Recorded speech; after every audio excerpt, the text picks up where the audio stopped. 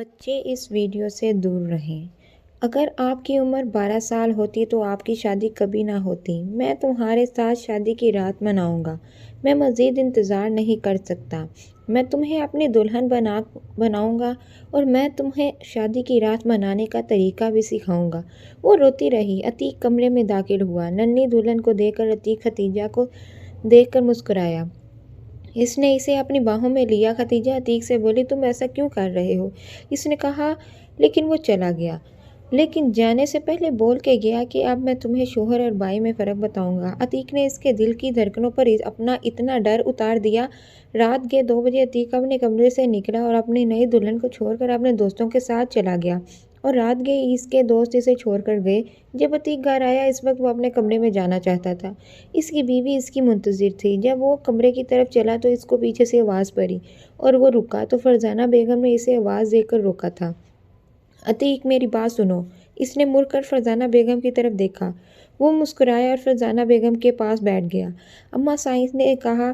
اس کے چہرے پر ہلکی سی مسکراہٹ تھی۔ عتیق، میں تم سے بہت ضروری بات کرنا چاہتی ہوں، فرزانہ بیگم نے بہت نرمی سے کہا۔ اس وقت وہ اپنی نئی دلہن کو دیکھنے اپنے کمرے میں جانا چاہتا تھا۔ وہ بے حد بے صبرا تھا۔ اس کا دل بہت تیز دھڑک رہا تھا لیکن اس کی اماں سائن نے اسے روک دیا۔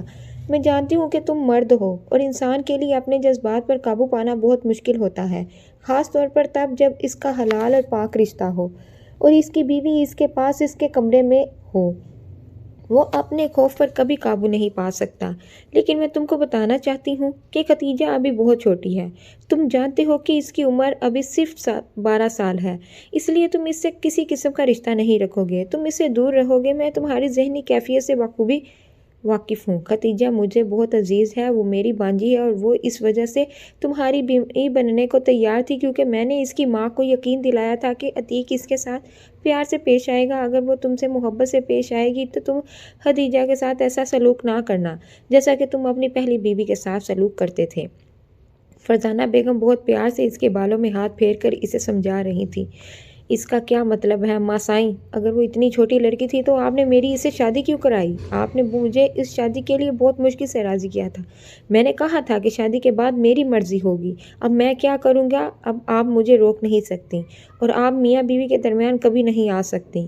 آپ کبھی نہیں کہہ سکتی کہ میں اپنی بیوی سے دور رہوں یا میں کیا کروں اور کیا نہ کروں۔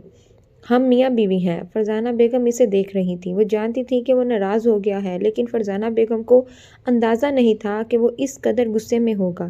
دیکھو بیٹا، اتنا غصہ اچھا نہیں ہوتا، وہ عتیق کو بہلا رہی تھی کہ عتیق غصے سے وہاں سے اٹھ کر کمرے میں آیا۔ اس کا چہرہ غصے سے بھرا ہوا تھا۔ کمرے میں داخل ہوتے ہی اس نے کمرے کا دروازہ بہت سختی سے بند کر دیا۔ ختیجہ جو بیڈ پر دلہن کے روپ میں بیٹھی تھی، اب تو اس کی کمر بھی بیٹھ بیٹھ کر اکڑ چکی تھی۔ عتیق کو دیکھتے ہی اس نے گہرا سانس لیا اور خود کو ٹھیک کیا اور فوراً ہی اس کے ہونٹوں پر مسکراہٹ پھیل گئی اور عتیق اس سے بہت پیار سے بات کر رہا تھا۔ اس کے چہرے پر دنیا کی سنجیدگی اور غصہ ختم ہو گیا تھا۔ وہ آ کر اس کے سامنے بیٹھ گیا۔ کیا تم یہ سوچ رہی ہو کہ میں تمہیں تکلیف دوں گا اور تم پر اپنا حق جتاؤں گا؟ وہ پیار سے کہہ رہا تھا۔ ختیجہ نے کہا کہ آپ کا کیا مطلب ہے؟ آپ نے کیا کہا؟ مجھے سمجھ نہیں آئی۔ ختیجہ کے دل میں ایک عجیب سی لرزش تھی۔ سامنے بیٹھا شخص بہت خوبصورت تھا اور وہ بھی بہت خوبصورت لگ رہی تھی۔ دل بار بار اس کی طرف متوجہ ہو رہا تھا، لیکن کیوں؟ ختیجہ کو عتیق جس پیار سے بات کرنا بہت پسند آیا۔ آپ کو کیا ہوا ہے عتیق؟ آپ ٹھیک ہو کیا؟ وہ کسی معصوم بچے کی طرح پوچھ رہی تھی۔ عتیق بولا، دیکھو ختیجہ، تم اچھی طرح جانتی ہو کہ شادی کی رات کیا ہوتا ہے۔ میں اپنے حق سے کبھی پیچھے نہیں ہٹ سکتا۔ میں تم سے اپنا حق لینا چاہتا ہوں۔ ختیجہ جو صرف یہ جانتی تھی کہ شادی ہوتی ہے، آپ کو اچھے کپڑے پہننے کو ملتے ہیں اور وہ کچھ نہیں جانتی تھی۔ اب عتیق کی باتیں اسے پریشان کر رہی تھیں۔ اسے بالکل اندازہ نہیں تھا۔ اس نے عتیق سے بولا، مجھے آپ کی کوئی بات سمجھ نہیں آ رہی۔ اس نے بچوں کی طرح بار بار کہا، تم اتنی چھوٹی لڑکی نہیں ہو، میری بات نہ سمجھو۔ میں تمہیں پہلے بھی بتا چکا ہوں، میں ابھی پھر بتا رہا ہوں، میں اپنا حق لینا چاہتا ہوں، اس لیے تمہیں میرا حق دینا پڑے گا۔ یہ کہہ کر وہ دھیرے سے اس کے گال پر ہاتھ پھیر رہا تھا اور ختیجہ کو سمجھ نہیں آ رہا تھا کہ کیا ہو رہا ہے اور کیا نہیں، اور عتیق اس کے آہستہ آہستہ زیورات اتار رہا تھا۔ وہ اب ڈر رہی تھی، وہ باہر جانے کی کوشش کر رہی تھی تو عتیق نے کہا، کیا ہوا ہے؟ تم کہاں جانا چاہتی ہو؟ تم کہیں نہیں جا سکتی، تم اب اسی کمرے میں رہو گی، وہ بھی میرے ساتھ، کیونکہ اب تم میری بیوی ہو۔ میں تمہیں اپنے سے دور کیسے جانے دوں؟ اس کے زیورات اتارنے کے بعد اس نے اس کے اسکارف کی پنیں ہٹانا شروع کر دیں۔ اس نے اسکارف اتار کر سائڈ پر رکھ دیا۔ وہ کیا کر رہا ہے؟ وہ ڈر گئی تھی۔ وہ اس کے ہاتھ روکنے کی کوشش کر رہی تھی۔ عتیق نے غصے سے ہاتھ ہٹایا اور بولا، تم مجھے روکنے کی کوشش نہ کرو، میں کچھ برا نہیں کروں گا۔ یہ کہہ کر عتیق نے اس کے بال کھول دیے۔ وہ بہت بری حالت میں تھی، ڈری ہوئی، سہمی ہوئی۔ اب وہ اس کے سامنے بیٹھی تھی، زیورات نہیں تھے۔ ایک لمحے کے لیے عتیق اس کی طرف جھک گیا۔ اسے گھٹن محسوس ہونے لگی۔ وہ سمجھ نہیں رہی تھی کیا ہو رہا ہے۔ وہ اس سب کے بارے میں جانتی بھی نہیں تھی۔ عتیق جو کچھ بھی کر رہا تھا، سب اس نے عتیق کو خود سے دور کیا تو وہ ہائپر ہو گئی۔ وہ گہری سانسیں لے رہی تھی، ایسا لگ رہا تھا جیسے اس کے ہونٹوں سے خون بہہ رہا ہو۔ اس کی لپسٹک پھیل چکی تھی۔ عتیق کے ہونٹوں پر مسکراہٹ پھیل گئی۔ چھوٹی عمر میں لڑکی کا چہرہ زیادہ خوبصورت ہوتا ہے۔ شوہر کی قربت میں، اور تمہارے چہرے پر شرم و حیا کے رنگ مجھے پاگل کر رہے ہیں۔ یہ کہہ کر عتیق نے اس کی کمر پر ہاتھ رکھا اور اس کے قریب جانے لگا۔ عتیق تم کیا کر رہے ہو؟ ایسا مت کرو پلیز، وہ بولی۔ پر عتیق پر جنون سوار تھا، وہ رونے لگی۔ اس کی آنکھوں سے آنسو اس کے گالوں پر گر رہے تھے۔ عتیق نے پوچھا کہ اب یہ آنسو کیوں بہہ رہے ہیں؟ بہا رہی ہو؟ میں نے ابھی تک تمہارے ساتھ کچھ نہیں کیا ہے، تم نے اب سے ہی رونا شروع کر دیا ہے؟ وہ قریب آ کر باتیں کر رہا تھا۔ اگلے ہی لمحے وہ اس کے سامنے جھک کر اس کے آنسو پینے لگا۔ لمس کو محسوس کرتے ہی اس کا دل سوکھے پتے کی طرح دھڑکنے لگا۔ ایسا مت کرو پلیز، وہ روتے ہوئے بولی۔ کیا ہوا؟ اتنا ڈر کیوں رہی ہو؟ ابھی تو شروعات ہے، میں نے ابھی تک تمہارے ساتھ کچھ بھی نہیں کیا۔ اس نے اس کے منہ پر تھپڑ مارا۔ یہ دیکھ کر وہ اپنے دماغ میں گم ہو گیا۔ یہ تھپڑ اس کے منہ پر نہیں، اس کی انا پر لگا تھا۔ یہ تھپڑ اس کے منہ پر نہیں تھا۔ اس نے کہا، میں یہاں نہیں رہنا چاہتی۔ آپ نے کہا تھا کہ مجھے یہاں کسی چیز کی کمی نہیں ہوگی، میں غریب نہیں رہوں گی، میرے پاس آسائشیں ہوں گی، مجھے سکون ملے گا، آپ مجھے پڑھنے دیں گے، لیکن میں اتنا درد برداشت نہیں کر سکتی، مجھے کچھ نہیں چاہیے۔ وہ سکون کی تلاش میں تھی، وہ امن چاہتی تھی جو اسے نہیں مل رہا تھا۔ عتیق نے اس کا دل توڑ دیا۔ ختیجہ بولی، میں آپ کے کمرے میں سونا نہیں چاہتی ہوں، میں اس کمرے سے جانا چاہتی ہوں، وہ روتے ہوئے بولی۔ فرزانہ بیگم عتیق کی حالت سے واقف تھیں۔ اگر ان کو معلوم ہوتا کہ ختیجہ اس کی بیوی اس کے ساتھ سونے کی بجائے میرے ساتھ یعنی اس کی ماں کے کمرے میں سونا چاہتی ہے تو وہ سب کچھ برباد کر دیتا۔ فرزانہ بیگم اسے پیار سے سمجھانے کی کوشش کر رہی تھی۔ ٹھیک ہے، میں عتیق کو سمجھاؤں گی، وہ دوبارہ ایسا نہیں کرے گا۔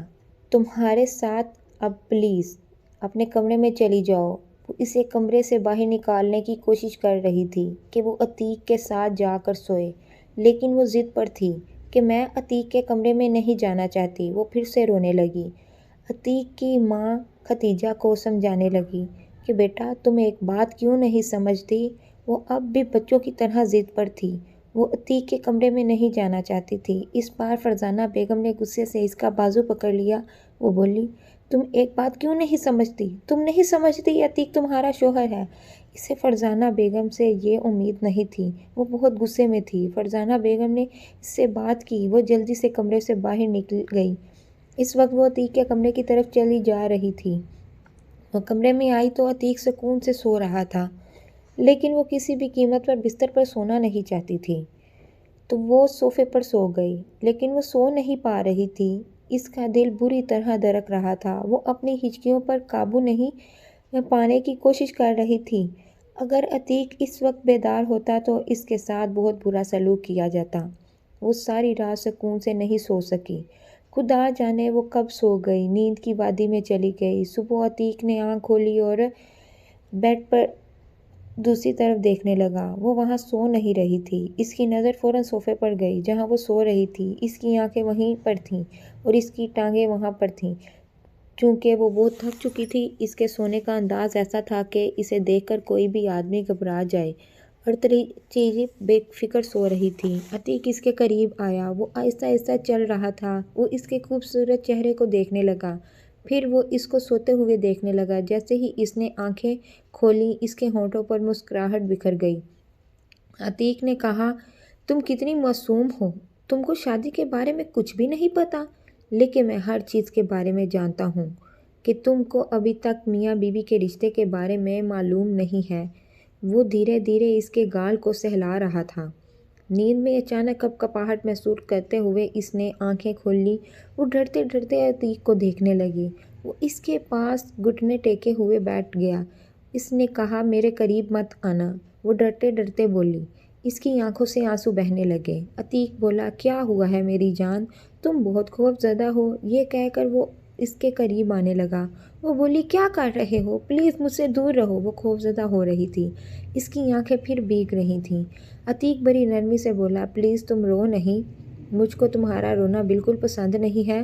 تم جانتی ہو، میری پہلی بیوی ایک ناکام عورت تھی اور وہ بہت روتی تھی اور میں چڑچڑاپن محسوس کرتا تھا۔